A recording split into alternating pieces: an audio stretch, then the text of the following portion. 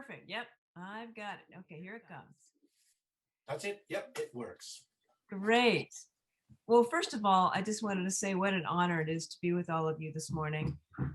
Greetings from Florida, which is becoming hotter by the day this time of year. I would so much rather be in your lovely country, honestly, than I am where I am right no, you wouldn't. No, you wouldn't.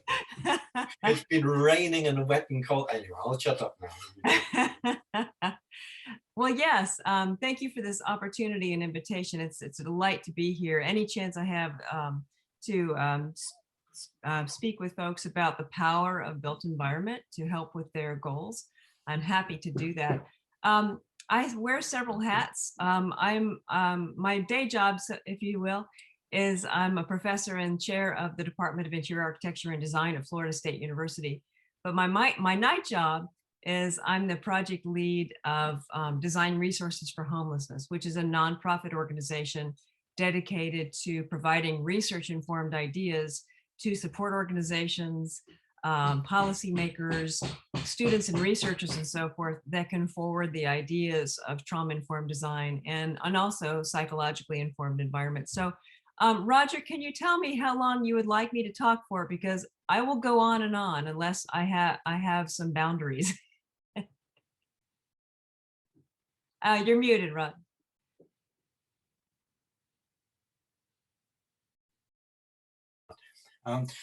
What I would suggest is that we aim for maybe 10-15 minutes or so. Okay. All right. I will keep it moving. On the whole, with a number of other discussion groups, I find a short presentation and a long Q&A allows the conversation to find its own level rather more than a long presentation and a short time for questions. So let's aim for 10-15 minutes. Okay, I will keep it brief and as an overview sort of thing.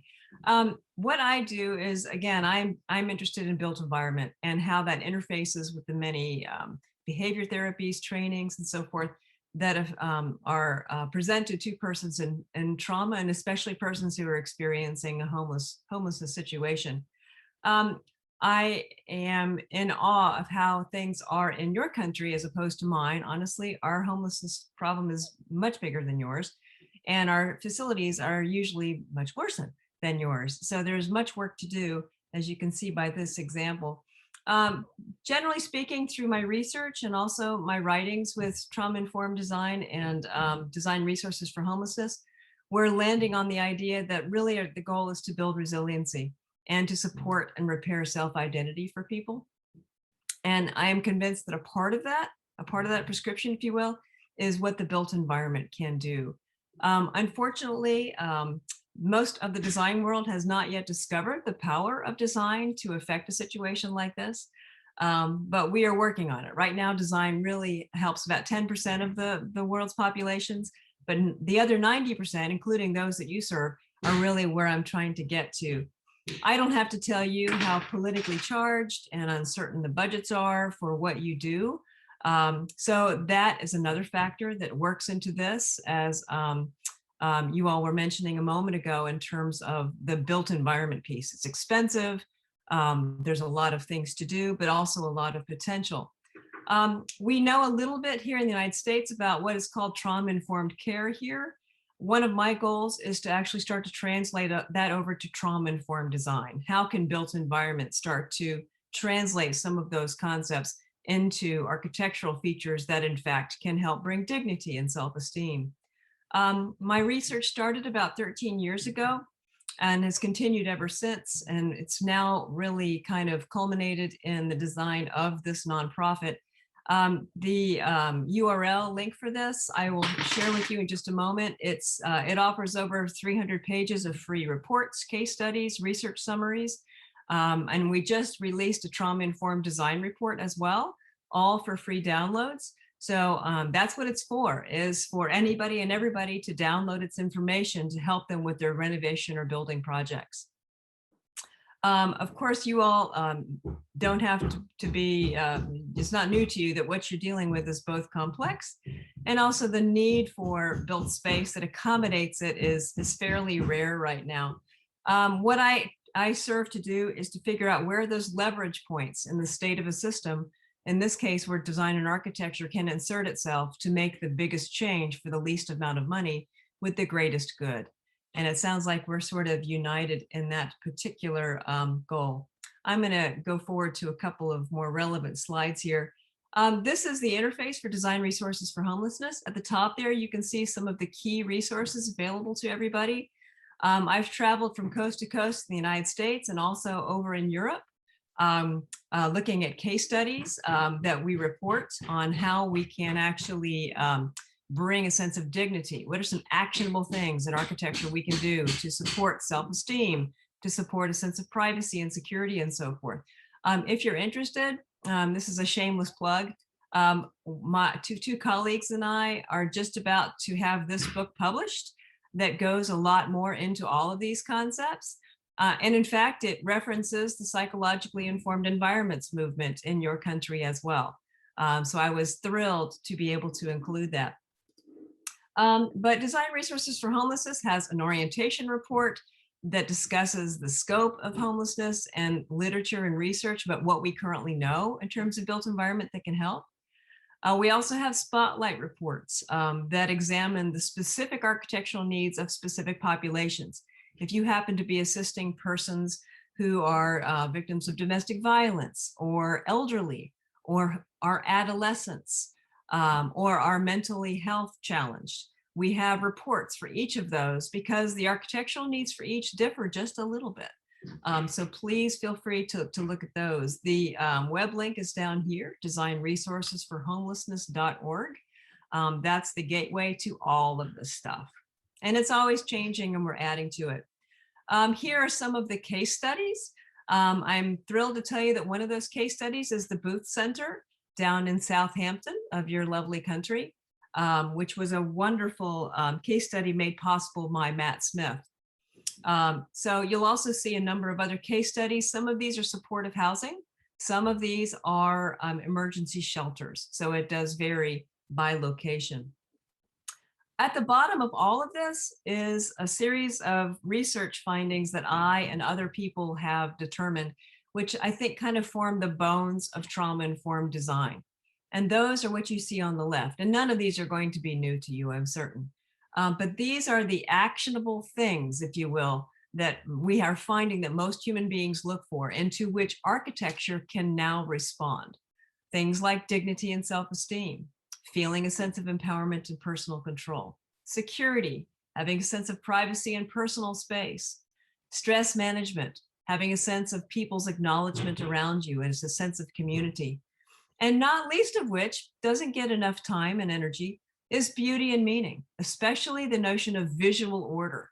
People like to make sense of the surroundings, and sometimes because they have too many possessions or there's too many notices published and so forth, visual order can suffer. But all of those things together are things that all of us as people look for, whether we're unhoused or not.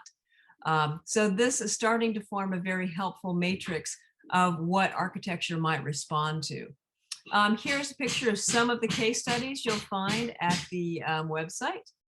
And here is just a page of some of the sort of architectural analysis that we look at. We find that actually some of the most meaningful things you can do in architectural space are actually some of the smallest things. Happily, that doesn't necessarily mean lots and lots of money. Things like, where do people put their slippers at night when they're ready to go to bed? How can they read in bed with a light? How can they maintain their dignity when they bring a guest into their apartment and those kinds of things? So the resources at Design Resources are chock full of both big things and also small things, which might be able to accommodate multiple budgets. This is a picture of the Booth Center. If you've never been down there, it's a lovely space and it really served to highlight a lot of these principles. And also, we're finding that sometimes the needs of clients in these spaces do not necessarily look like a traditional apartment. For example, this is a pod for women who have experienced domestic violence, which is only 52 inches tall in its walls. And that was actually by design at the request of the client. So sometimes we're finding surprising things that actually help. This is actually the design of a shelter that I provide consultation services on. That's something else we do at Design Resources, is work with specific projects to assist them with that client experience. This happens to be in my hometown of Tallahassee, Florida. where we brought in a sense of color and optimism, kind of tapping psychological sorts of aspects of lighting and color in order to exude a higher sense of progress and so forth. So you can tell a lot of the stuff operates at the level of subconscious, which I'm really intrigued by. If you're interested in some of those points, I would also like to point you toward a TED Talk that I did about 2 years ago. If you just Google my last name, which is Pable, and TED Talk, it'll probably come up for you.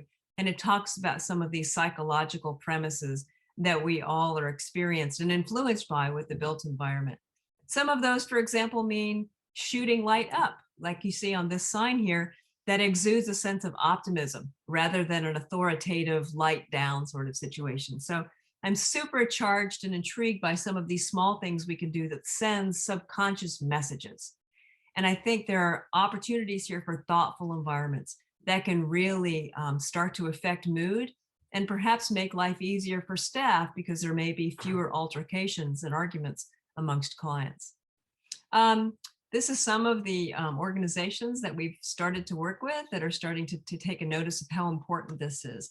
So Roger, let me pause there. I could go further on into current research if you wanted to, but perhaps that's sufficient of an overview. What do you think?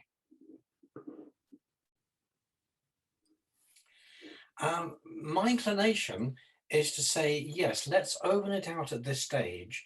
And it may well be that you have slides that answer beautifully the point that's being raised. So let's keep them in your sort of grab bag. If you'd be happy to share the full presentation with us at some point, then obviously we can put that on. And the TED Talk sounds really, really interesting. Definitely want to have that. And link it was terrifying. I will just tell you that. I've never done anything like that. I know other people who've done them, and you have to be absolutely word perfect and practice for ages and ages and ages from what I know. Oh, it took me months to get it together. It was a thrilling yet terrifying experience. Yeah, it's not a psychologically informed environment in its own right, is it? Not unless you regard trauma as being something that really vitalizes the whole experience. Okie dokie. I have one particular question that I found myself thinking of as you were talking, and then another that came out of your talk. We have got, I just flagged up, we've got the chat area, so that if you have something you want to throw in and there's just too many other people coming trying to get in, please do put in something there as well. Rather than prioritizing my first question, although if there's a gap I can leap in there, does anybody else have anything that you would immediately find yourself thinking, oh, I really want to hear more about that?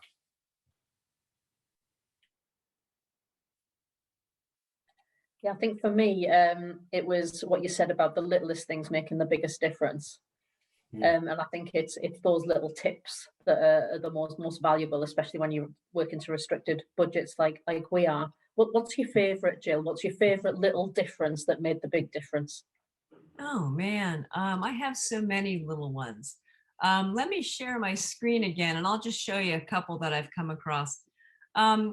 Here's one that talks about self-esteem and identity. Being able to personalize one's space, if you have the right situation, can really promote self-identity. Here you can see a simple marker board that we attached to a family bedroom in a transitional shelter.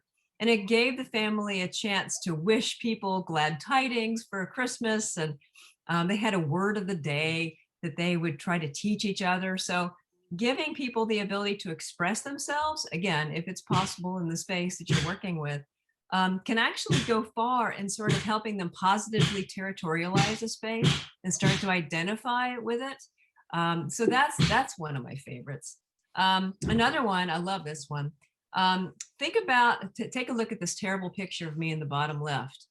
I teach lighting, as some of you might have heard when we were talking earlier today. And just simply having the right kind of lighting and the right space can dramatically change how we see ourselves in a mirror. You know, it doesn't seem like a big deal, but imagine that one of your clients is getting up for an important job interview that day, and they really need to have a positive sense of their self. If we look like the image on the right rather than one on the left, I have to think that's going to help just a little bit to make them feel a little bit better about themselves that day. So at the upper right, you'll see some lighting techniques that can achieve that. It's just simply putting an LED strip on each side of a mirror instead of overhead. So little stuff that doesn't even cost more than doing it a different way can have, I think, a subconscious but positive impact. So just a couple of them. I'm glad you mentioned that, because certainly on my list of the cheapest things you can do, the cheapest of all, I believe, is just to change the dial on the radio. That the music you have in the background costs nothing to change, but it creates such an ambience. But the second cheapest is a light bulb. You know the old jokes about how many psychologically informed environments does it take to change a light bulb? Well, no, it doesn't have a punchline, unfortunately. Jill, can I just check? I'm getting a lot of hammering and building noises in the background. I've muted everybody else, so I think that is happening at your side. It's me. I am apologizing. Yeah. I have work persons at my house replacing my front door right now, so that would be me. So that's the impact of the built environment on our discussion. Anybody else have thoughts or observations on very small, low-cost changes? You know, painting a wall, opening a window, even. Anybody else have any other thoughts on that line? Martin, I've got your name now. Martin. Yeah. Martin, yeah. I just wondered if you could sort of expand a little bit on you mentioned the colour schemes and sort of we sort of work with our food service users, so they're choosing a colour for their rooms, so that gives them a bit of ownership. And then we've got sort of calming colours, perhaps in meeting rooms or counselling rooms or whatever you want to call them. I just wondered if you got a little bit more information around that, or any thoughts or advice? I do. The long answer is there's a research summary at the Desgn Resources for Homelessness website that has an entire section on color that fills in some details. Overall, I would say we're finding from research that there are certain referential sort of things that people find comfort in. One of them is wood, whether it's real wood or whether it's you know, flooring that's luxury vinyl tile that looks like wood. Wood generally tends to kind of reference stability, warmth, friendliness, and so forth. Natural materials such as stone. So many lovely buildings in your country that are based in part on stone. These are tend to be timeless, kind of stability, grounded sorts of materials. Brick is the same way. In terms of color, generally this is not the place to get too crazy. By all means, bring in spots of color, saturated color, that might assist with a sense of optimism and so forth. It should not be color free, but it becomes a matter of positive distraction. That's one of the tenets of trauma-informed design, is planned positive distraction for people who are consumed by problems. If we could just give them a brief mind vacation from the things that they're thinking about in a way that just provides some sort of positive endorphin releasing feeling for even a moment, that can actually start to calm and start to de-stress, which in turn can enable some longer term decision making and perhaps reach them in terms of some training and so forth. So that's a long-winded discussion that got into all kinds of things, but color and finish are a huge part of that. You're probably getting the sense that I'm actually an interior designer by training.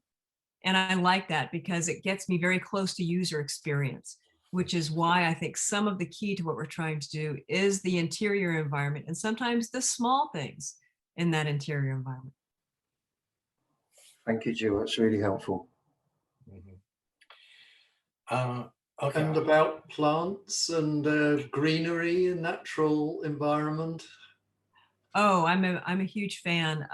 There's a growing body of information around the term called biophilia, which references our natural affinity for the outdoors. I'm no different. I love to hike and backpack. In fact, we're hoping to plan a trip to Wales very soon to experience your country. We're so enthralled with it. But yes, it doesn't have to be actual, you know, in plants, because sometimes if people are living outside, living rough, the natural environment can become an enemy. But if you can show them a view of a protected courtyard, for example, with beautiful sunflowers or something that shows them that nature is not their enemy, that can be actually a positive sort of influence. Inside, yes, bringing in plant walls, or potted plants. Some shelters are a little concerned that contraband can be hidden within plants. If that's not a concern for you, you have a little bit more leeway with vegetation. It also, of course, needs to be suitable for growing inside. So make sure you choose your plants well. And also sometimes facilities like to have programs where clients themselves are helping to maintain the plants. And also gardens. Raised garden beds can be a terrific way to provide that positive distraction that actually produces something that can be a very, positive effect if it can be managed. I have another question, if I can jump in, unless anybody else wants to go before me. Please do. Thank you. Really interested in what you were saying about the biophilia hypothesis. I've just done a really big study on how beekeeping can be used as a tool for helping people recover from traumas and addictions and things. I've been thinking a lot about soundscapes. Have you got any evidence about the soundscape that would sort of be the ideal in an emergency accommodation setting? I mean, you've made a point about changing the dial on the radio setting. Actually, what evidence is there about what people should be hearing in our projects to sort of maximize the therapeutic benefit? There is a good body of research that is growing up not only around sound, but around sound control. One of the biggest problems that sort of stays at that subconscious level is this notion of acoustics. If you've got a very, very loud space, that is going to by itself raise the level of stress and kind of probably increase the frequency of negative interactions, arguments, and so forth and so on, because it is a stressor at a sensory level. So there's lots of ways to start to address acoustics in a space, especially if you've got tall ceilings, acoustic panels hanging from the ceiling, acoustic panels attached to walls, resilient flooring that accepts some of the sound and keeps the sound from echoing and bouncing through the space are all techniques. You can also get into positive, active mitigation strategies such as white noise or things of that nature that can start to cancel out some of those problems. The presence of insulation between loud zones and quiet zones can be very important, but not always thought about. So yes, that's a very important part of this. There's also a body of information that's coming up around art and sound in terms of, positive distractions, in terms of things that are not so out there and jarring that they are stressors themselves, but are more positive, supportive types of things. For example, highly, aggravated abstract art is usually problematic because it can make the mind think of things they may not want to think about. And the same might be said of music. So I think choosing music, if that's your goal, carefully is probably a good idea. Do you have any recommendations on who I should read about that, Jill? Is there anybody that stands out? If you are interested, there's a wonderful source for research compendium that you might love. So you don't have to go out and read a lot of the research. It's just summarized for you. Okay. It's a website called Research Design Connections. Excuse me, it might be Design Research Connections. It's a subscription service. I just love it. I subscribe to it, but you could as well. And it will let you search for sound or acoustics or art or all. It's entirely dedicated to what are the architectural effects on people in space. So you might just love it. It's a really beautiful, wonderful source of ideas. Mm-hmm. Thank you. That's a great tip. And I'll be quiet now and let everybody else have some time. Well, I was hoping to get another question, if I may, which is about safety. I mean, that's obviously very important with trauma, but you're always trying to balance people. Safety can be increased by increased visual.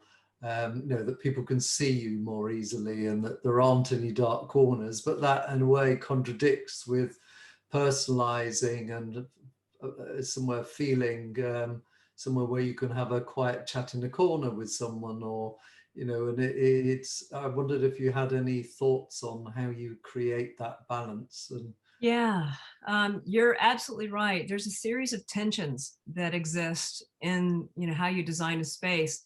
We want it to be human in its visual quality, and yet it has to be highly cleanable. We need it to be safe, and yet we want it to be, you know, a sense of comfort and interest and so forth. So there's always a tightrope we walk. But in terms of safety, a lot of this depends on the nature of the clientele and the policies of the organization, as you might imagine. I've worked with some organizations that absolutely have to have an amnesty box outside so that clients can place their weapons in it before they come in.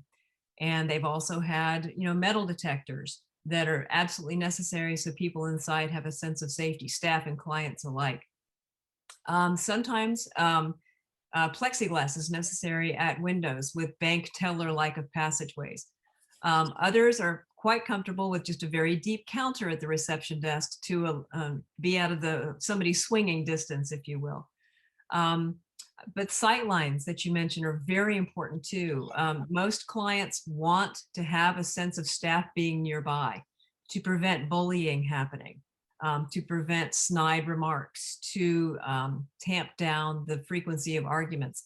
So when we work with space plans, having staff placed at the reception desk or other incremental offices with sight lines down corridors, sight lines into day lounges, certainly sight lines to children areas is super important. If children are involved, that puts an entirely new layer in terms of security. Protected courtyards become important.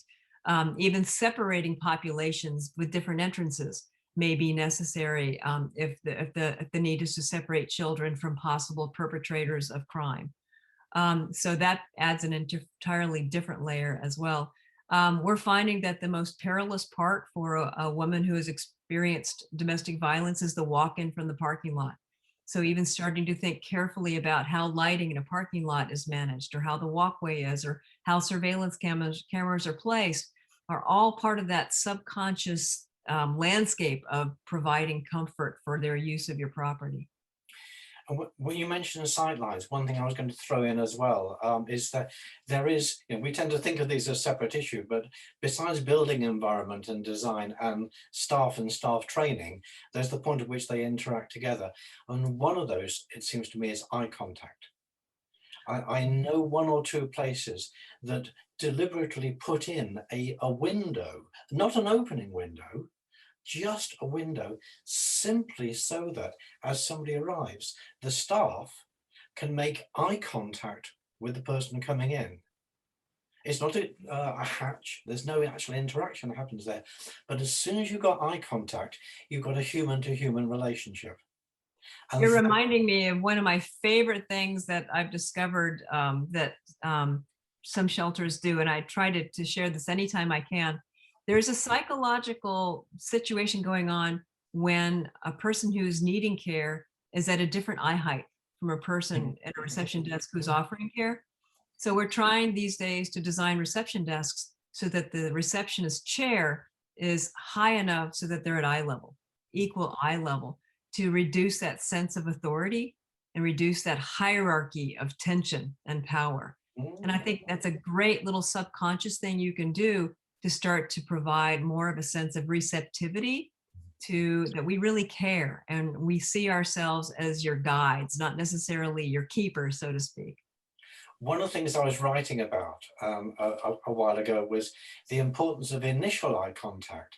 And you don't necessarily have to hold someone's gaze, because that can seem quite intimidating, threatening, or whatever. But a quick look to make eye contact, and almost like a gesture that says, sorry, I'm on the phone, I'll get back to you straight away. What that says is you are important. As again, someone looks up and carries on with the conversation, which says you are not important, wait your turn.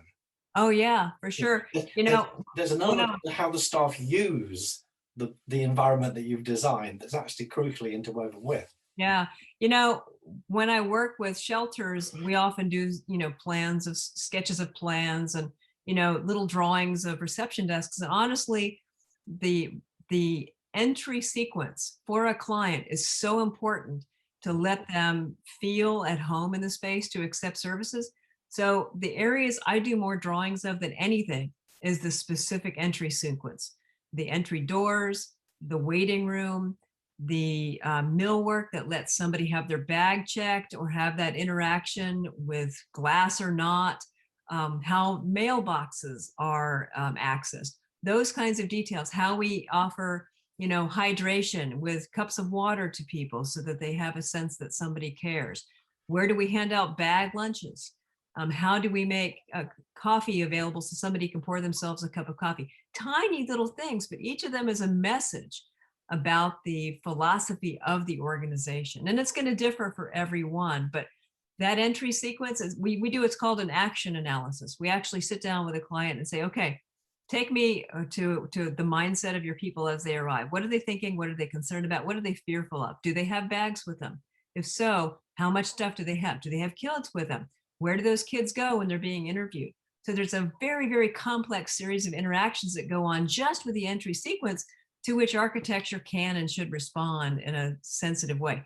Do we have a perch at the reception desk so somebody could prop their child on the desk while they're interacting so they can mind them? So little things like this, we call them affordances in architectural research, that can help the process become a more comfortable kind of situation. Any thoughts on signage? Yeah. We used to go on about a lot is if you have plastered all over the reception areas, we do not accept violence to the staff. What this says is we are expecting it. And so you better get your defensive reactions in early, chum. You know, so it just ramps up the tension for everybody. But any thoughts, any suggestions? I do. I have a lot of strong feelings, honestly, about wayfinding and other signage. Typically, I find that a shelter feels, and it sometimes does need to post a lot of information. But at some point, the amount of information gets so overwhelming that nothing gets read, honestly. So what I've been sort of prompting organizations to consider instead is a television screen that, you know, provides the information by, you know, scrolling through it or flashing up different screens, and then reducing those overcrowded bulletin boards or those endless, you know, signs taped at the reception desk. Why couldn't we have a counter at the reception desk that has a glass top that you could pull up and put pieces of paper underneath the glass top that keeps you from having to tape things up that looks kind of unplanned and so forth? So the messaging that comes with policies and rules and procedures is super important. Part of it can be solved by an intuitive space plan that makes some of those signs maybe unnecessary, and then thoughtfully managing those messages that do have to still be improved. And that's a big part of that beauty and meaning part I was talking about earlier. If there's nothing else one might do, reducing the amount of visual clutter is huge for bringing a space in its stressful level down, honestly. The other thing I want to mention is that I'm a big fan of a book called Scarcity, Why Having So Little Means So Much. It's written by a couple of Ivy League economists, believe it or not. But one thing I took away from it is that people in crisis have limited cognitive bandwidth. They're distracted. They don't know where they're sleeping that night, possibly. They don't know where they're going to get their next meal. And so they have limited capacity to make rational decisions.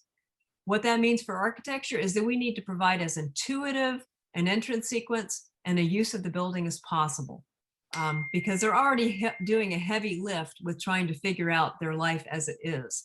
So if there's ever a place for intuitive wayfinding and effective signage, it is here. I just wanted to ask, I mean, we're talking about spaces where people, we want them to live, you know, we want them to sort of take ownership of them and become their homes, but obviously there's staff in them, you know, a lot of our places are, you know, terraced houses with offices in them, sort of thing. And I'm assuming you would, to sort of get rid of the us and them as much as possible, sort of thing. You'd suggest that the offices become less officey. Do you know what I'm saying?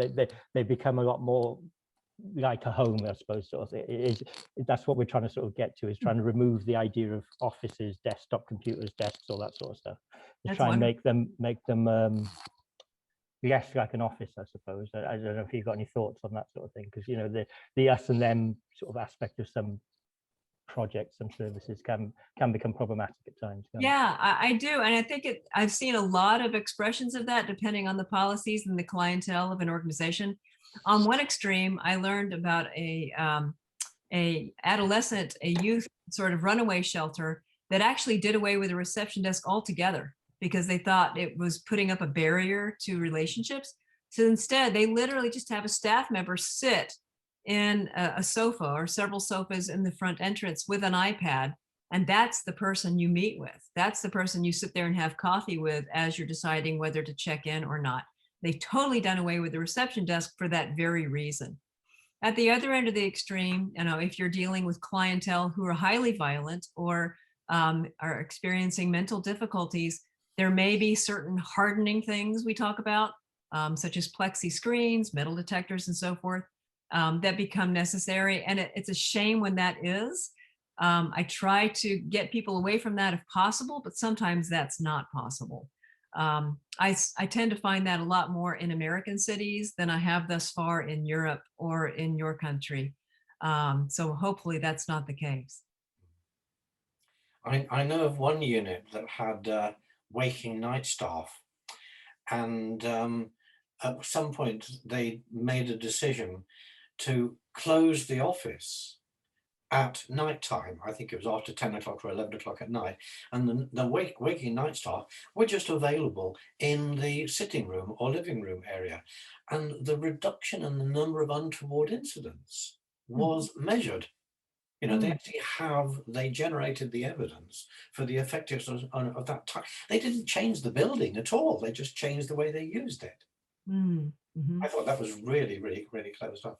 I always used to tell my night staff to be in the lounges all the time, Robin. But then there's sometimes you get an element of staff being in residential, residence areas, don't you? There's a sort of balance to be struck there, sort of thing. And it depends on the design of the building. If there is an easily available area for everybody to congregate, if you've got 3 stories, and you don't know where the staff is, that's going to ramp up the tension, not reduce it. So, it's got to be customized to the situation. I've got one more question of my own, but is anybody else sitting there thinking, oh, got something I want to ask? Because if not, I'll throw them in mind. Okay, location. One of the issues that I think we need to be looking at, not so much within the original intake units, the hostel, the night shelter, whatever, but as we're moving more and more on to settled and semi-settled supported accommodation, the geographical location of the small units of housing in relation to the unit that you originally came into can become quite significant. If you are 2 blocks away from the place where you got your support from, the possibilities of going back there, maybe late at night when something's cropped up, and still feeling a member of that community. You haven't actually left, you're not completely on your own. The physical location of the move on accommodation seems to be something we need to give a lot more thought to. We tend to be completely opportunistic. We just grab a tenancy wherever we can find one. And I'm not at all sure that's good enough. I think we need to be actually planning where the stock is that we can use.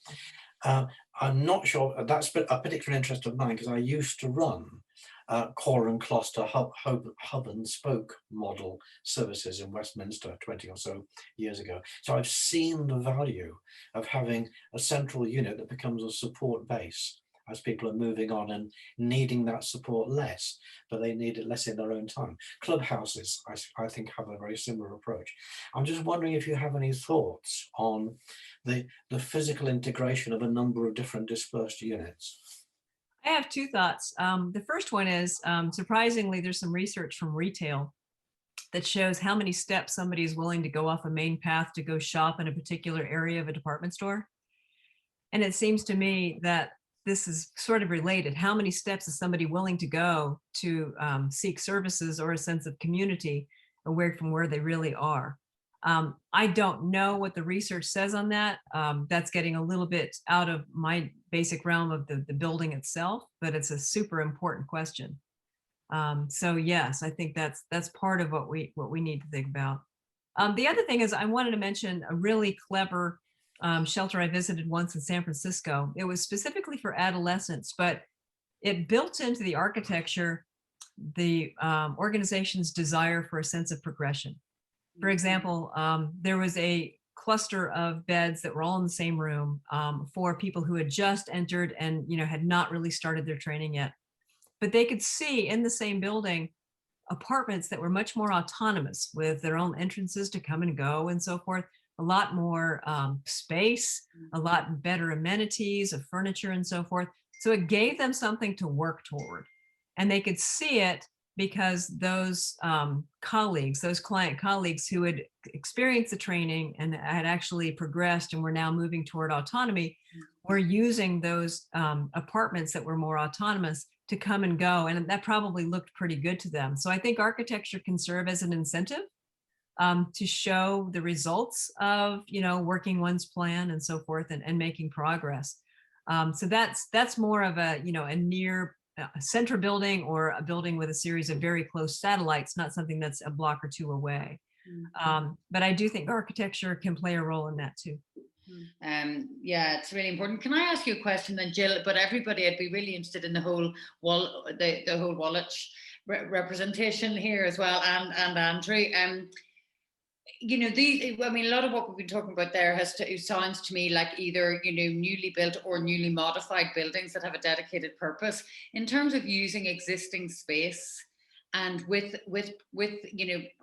people that are, working in property management in a very pragmatic way, what are your experiences of winning hearts and minds into being able to sort of think around, introducing some of those more modest modifications that would make such a big difference, like the lighting going up instead of down, and things like that. What have you any top tips, or what's your experience of that? I mean, I'm very impressed to see how many people from Woolwich are here today. So obviously you're really interested in this. I can tell you that there's a lot of building repurposing that happens in the United States. I've seen a apartment shelter based in a warehouse underneath an interstate, which was not ideal. I've seen offices repurposed as a shelter. So we do a lot of that in the United States. It does present a lot of both opportunities and challenges.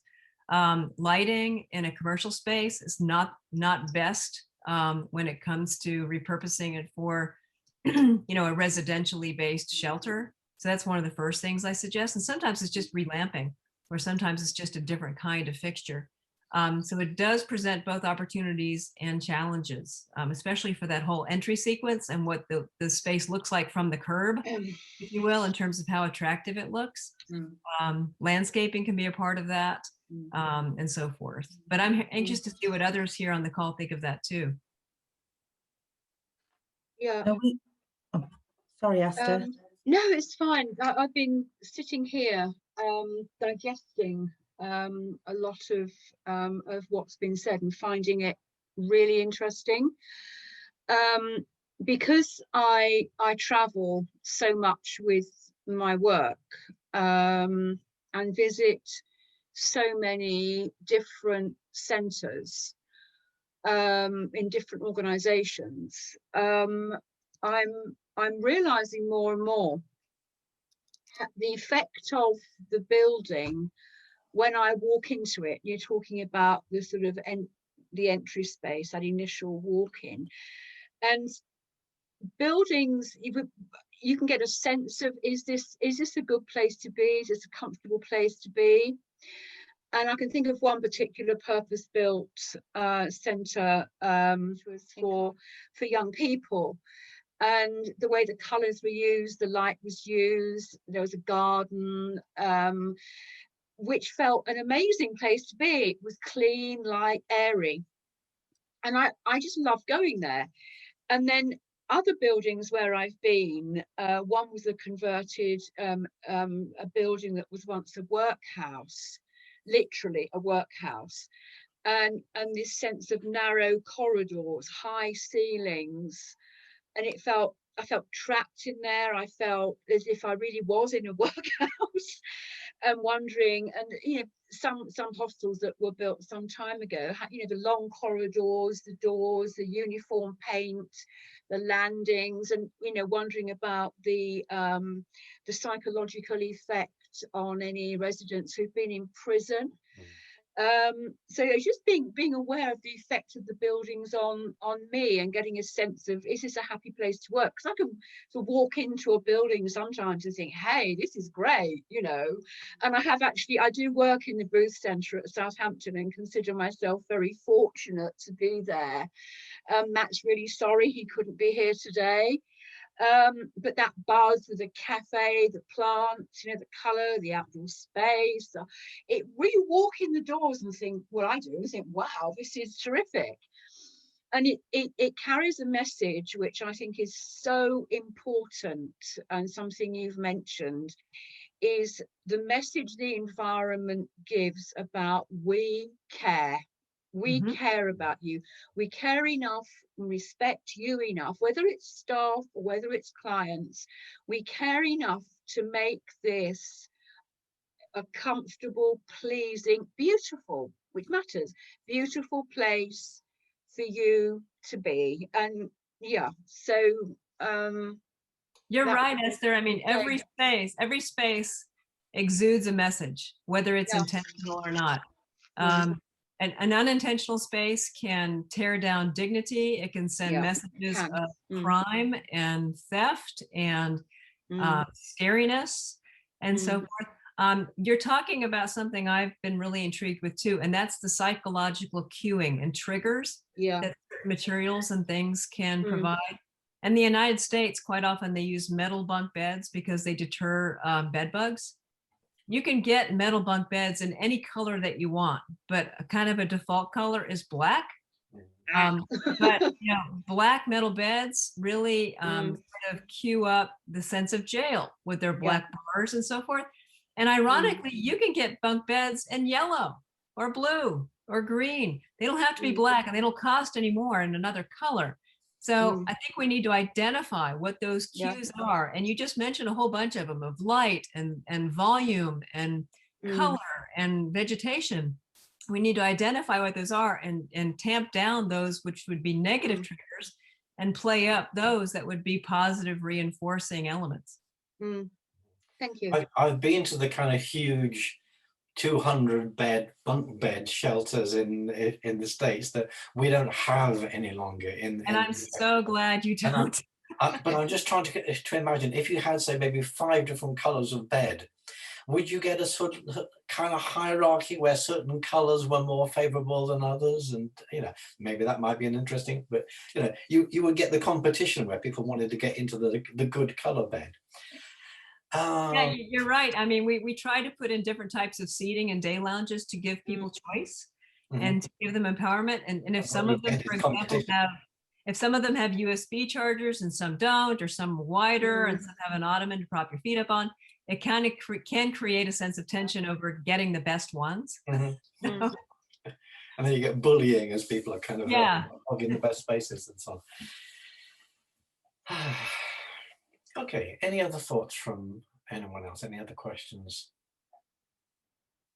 The only thing I would just wanted to add into that, I mean, there is a notable ownership that's felt by the ones that have had the thought and the effort put into it.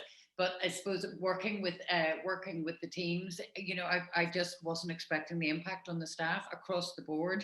That universally, they not only felt better about their own working environment, but actually they felt that they had more productive engagement with their customers and clients. And so it's an absolute win-win, isn't it? Really. Ali, I'm always looking for new spaces to come and tour and sort of analyze, to write up as a case study. Because every time we can share a positive example like this, it really betters all of us. Well, now when you come to Wales, there's at least 5 people who you now know. I'm sure we'll be only too happy. But I should say, if you come to Wales, you've only just begun. Come down to Cornwall, and I can show you 1 or 2 purpose-built environments, deliberately using the Pi ideas and some of the interior design thinking from the Boex twins, whose paper I often match with yours, and they were brought in as consultants for a new unit down here in Cornwall, which I think you would love. I'd love to see those, yes. It's fabulous. But even if it, I mean, I'm thinking about the interface with other approved housing bodies and things like that in relation to, when they go out to tender for, social housing blocks and things like that, some of which are going to be allocated into homeless services, having some kind of guidance on your public areas, your access and egress, how to light the place, the kind of public realm, the kind of, that is just, it's going to cost exactly the same amount. It's infrastructure, we're not asked to talk about anything swanky, but just if you could just think about it slightly differently, because some of the people living here will be coming from slightly different socialized environment. And with better staff retention, with less time spent with the staff writing up untoward incidents, it to some extent, these things can pay for themselves in the long run, but in the short term, making those changes to begin with takes me to the issue of funding. I think the funding for systems and funding for build design stuff in Britain and in the US is going to be very different. But my experience is that if you put out a sort of charitable funding appeal, whether you do it within the Rotary Club or whether you do it as a kind of public, people are more willing to fund a specific activity like a building, a change to a building, than they would to fund the staff of a service. And I'm wondering what experience you've had of services wanting to make some changes in the building, but needing to get the funds from philanthropical sources of one kind or another, and then eventually recouping the benefit. Any experience of this, Jill, and any suggestions? I do. I'd mentioned to you, I worked with a new shelter. It's got about 500 beds in Atlanta. It's just about to open in July. And it was fascinating to watch how they went through their fundraising and so forth. What I found is that exactly what you said, that people seem to be able to get behind the notion of bricks and mortar, and especially bricks and mortar that seem to have some thoughtful thinking behind it to assist the clients. So honestly, what I've been working on sometimes are sort of visionary graphics that show the possibilities or talk about these pie-like features inside that, can show possible donors that this is what's possible. And they seem to get excited about that. Yeah. So I think architecture can actually be a selling point from a fundraising point of view. Yeah. As soon as you got your visionary graphics, send us something. So Jill, sorry. No, sure, go on. Roger, Robin. Yeah, I'm noticing that Jill, you're talking about the 5 senses of sight and sound. I'll include taste in that because you've included food and smell and touch. The word, the fabric. So really, it's like bringing together some kind of, even the 6th sense, how I feel about this building, that sensory impact. And I'd like to know, for my own interest, if there's anything I can read up about that. Yeah, there are a number of resources that I can't, describe to you right now, but I could certainly send you a list of things if you'd like some more information. Some of them have been workshops that I worked on. There's a lot of work in the sensory design aspects of healthcare spaces. We're not as far along on that in terms of behavioral health spaces like we're talking about today, but there's a lot to be learned. There's one organization I love called the Center for Health Design. They have what they call a toolbox of mental and behavioral health research that you might find helpful. So that's one source I can think of right off the top of my head. But another sense that I think we could add to your list is acknowledging time. And I think time manifests itself in a number of different ways. For example, do we post calendars on walls that tell people how long they can stay there? Or do we not? How do your finishes age over time? Are they aging well, or do they have to be replaced inordinately quickly? So I think we need to also think about flexibility. Does your space need to change over time? Does it need to expand? Does its clientele change as your conditions change? So resiliency and flexibility is another sort of sensory related thing I would add too. Thank you. Interesting. Okay, folks, it's 10 to, and I try and keep us more or less to time, because otherwise you get people starting to drift off or getting uncomfortable because there's somewhere else they need to be. So I tend to try and use the last 5 minutes or so just to sort of bring out any particular themes. I'm not going to try and summarize the discussion, because one thing I want to check, would everybody be comfortable with me sending a copy of this to the couple of people who couldn't be here? Matt Smith, in fact, in particular, I know would be happy to be here. But for that matter, what I would really like to do is to post this discussion as a video, I'll edit it down a little bit, in one of the forum areas on the PyLink as a resource for other people who weren't here for this. And the reason I would like to do that is because I'd like to suggest that in the autumn we have another round of these informal forum discussions starting in June and for June and July.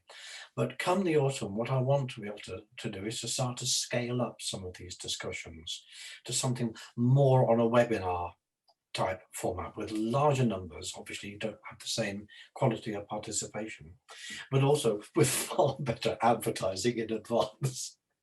So we can get more people involved, because it seems to me that this is an incredibly valuable resource. Jill's time and her willingness, let alone her extraordinary range of knowledge and other things she can put us in touch with.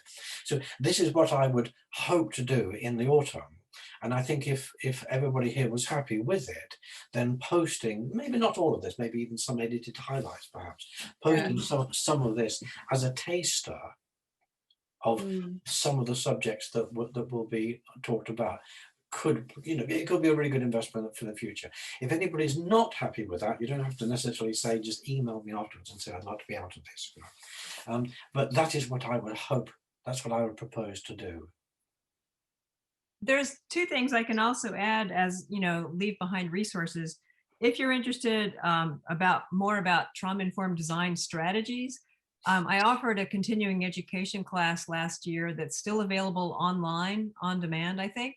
It's offered through an organization called Design Arts Seminars, and the title of it is Trauma-Informed Design. So feel free to look at that if you wish. Send us the link and I can put it at the end of the video if we do make a video with it, or I can put it on the website otherwise. Is there a cost for attending that? I think there is a fee for it. I don't know how much they charge. The other thing is, please feel free to reach out to me directly. I know we just talked very broadly today, and your organization may have more specific needs. My email is designforhomelessness.org, and I can send that on to you as well. And if we have examples of case studies, effectively, of small or medium changes that people made or know of within your services and your network, would you be interested in getting more examples from the UK? Oh, absolutely. Yes. So there we are, folks. I'm looking for, creating new case studies that I can post for everybody's benefit. So yes, please. I would love that. Jill, I know you have to be away somewhere else in just a few minutes. Can we, thank you enormously for your time. Yeah. Thank you very much. Not just the knowledge, but the commitment that you put into this. This has been great fun. I just adored being with you this morning. It's been wonderful. And we will hope to see you again. Thank you. And let me know if there's any way I can help, or if I can be with you again. That would be just lovely. That'd be brilliant. Yeah. Okay, folks. Thank you, Jill. It's been brilliant. All right. Thanks a lot. Bye. Bye. Bye. See you all again, one way or another.